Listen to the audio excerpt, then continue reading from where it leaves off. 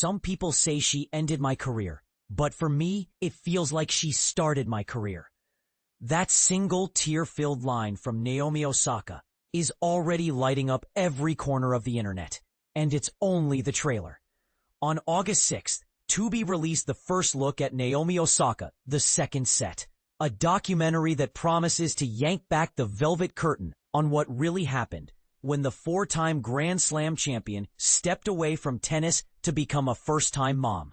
The full film drops exclusively on Tubi on August 24th, and if the 2-minute teaser is any indication, we're in for an emotional roller coaster that will challenge every assumption we've ever had about motherhood, ambition, and the so-called comeback story. But here's where it gets controversial.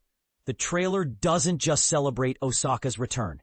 It dares to suggest that motherhood might actually be the secret weapon that elevates her game, not the obstacle that derailed it. Cue the hot takes. A star, a baby, and a pause button on greatness. Let's rewind. In July 2023, Osaka and her then-partner, Grammy-nominated rapper Cordae, welcomed their daughter, Shai, into the world. The headlines were immediate and predictable. Osaka steps away. Career on hold. Will she ever be the same? The sports commentary industrial machine loves nothing more than a ticking clock on a female athlete's prime.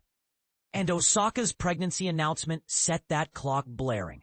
Fast forward to January 2025, and the couple quietly confirmed their split, adding another layer of public scrutiny. Suddenly, Osaka wasn't just navigating new motherhood. She was doing it solo, under a global microscope, while the world waited to see if she'd ever pick up a racket again.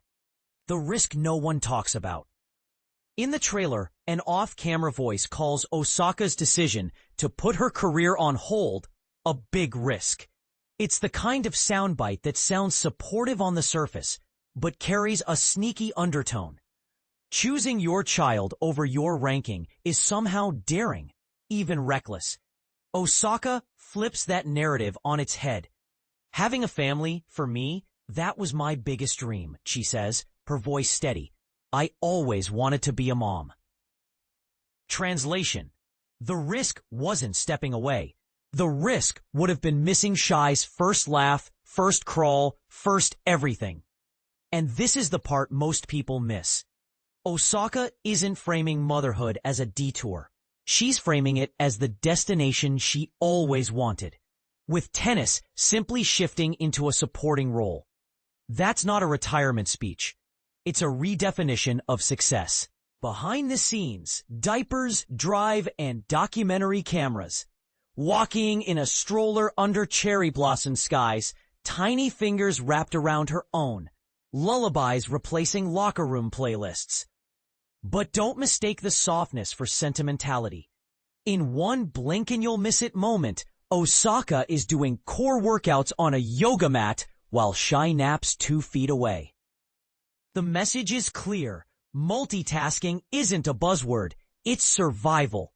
Co-produced by Osaka's own media company, Hanakuma, the documentary has final cut freedom written all over it.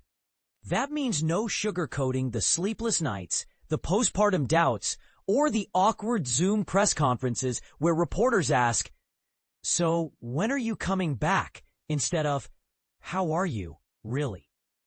The comeback as a love letter for moms.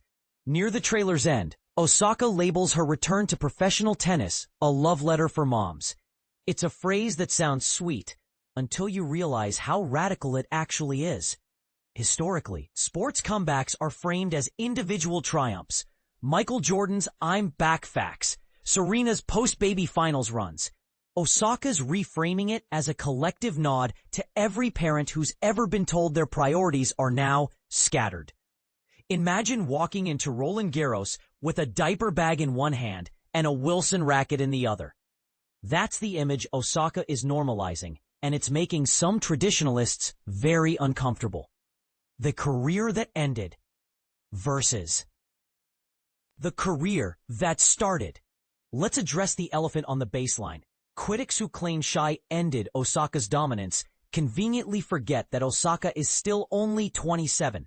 Steffi Graf retired at 30. Serena won a Grand Slam at 35. The notion that motherhood automatically closes the window is not just outdated, it's statistically shaky. Osaka's tearful declaration that Shai started her career isn't just poetic, it's strategic. Athletes often speak of finding new motivation, a sick parent, a lost friend, a chip on the shoulder. Osaka's motivation now has a face, a giggle, and a bedtime story routine. If that doesn't terrify opponents, it should. Controversy Corner.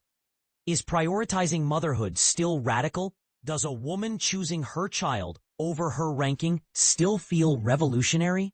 Male athletes routinely miss games for births, injuries, even mental health breaks. And the narrative is, family first, how admirable.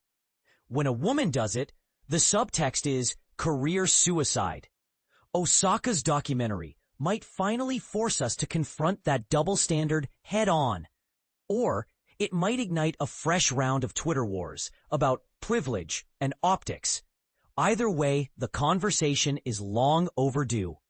Your turn. Where do you stand? So, is Naomi Osaka rewriting the playbook for working moms in sports? Or is she simply lucky enough to afford a choice most athletes never get? Does motherhood dilute an athlete's edge? Or sharpen it in ways we're only beginning to measure? Drop your hottest take below. Agree? Disagree? Think the whole love letter angle is marketing fluff? Let's argue respectfully in the comments. Because if there's one thing this trailer proves, it's that Naomi Osaka isn't just serving tennis balls, she's serving up the debate of the decade.